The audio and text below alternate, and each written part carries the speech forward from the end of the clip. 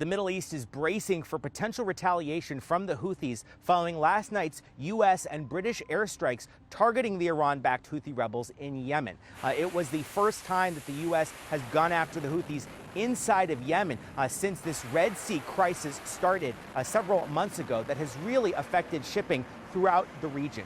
Here in Eilat on Israel's southern coast, the port says it has seen about an 85% reduction in activity at that port. And all across the region, major shipping companies are avoiding the Red Sea, adding weeks to delivery times and threatening a global supply chain crisis. The Houthis vowing retaliation and getting some backup from Iran, who say that this is the latest example of how the U.S. and Israel are behind all of the instability throughout the region. Here in Eilat, they have been targeted before by Houthi drones and ballistic missiles. There has been damage, but no deaths so far here in Israel from these Houthi attacks. But the big fear is whether the Houthis are going to be deterred by this latest strikes or instead feel empowered by the fact that they are now front and center getting attention from the U.S. military, and whether they will in fact escalate even further.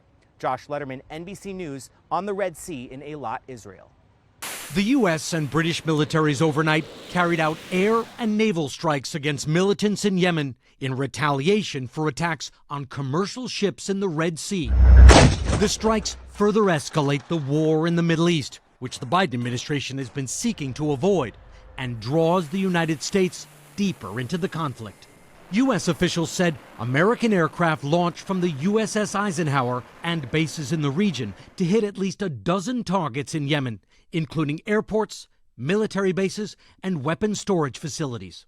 The purpose, the Pentagon said, was to deter the Yemeni militants known as the Houthis, who have carried out more than 24 attacks on commercial vessels in the Red Sea since Hamas's October 7th massacre and Israel's devastating response in Gaza. The Houthis, who are backed by Iran, say they only target ships bound for or connected to Israel, a claim the Biden administration disputes.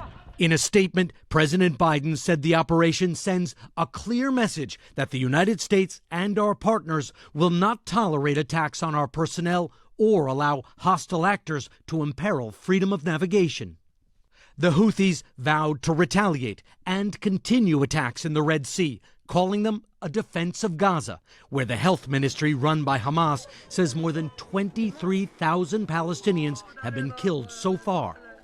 In Israel, they've already begun mournful commemorations to mark 100 days since Hamas killed 1,200 people and took hundreds of hostages. Families of hostages went right to the border with Gaza to shout to their loved ones. Omer, can you hear us? They gathered where an open-air music festival was held on October 7th, when Hamas gunmen arrived at dawn in paragliders and murdered more than 360 young men and women and kidnapped dozens. Romi Gonen was kidnapped from the festival. I spoke to her mother, Mirav, next to Romi's photograph. Do you believe she could hear you? Yes. She can either hear me or feel that I'm talking to her. I know she does.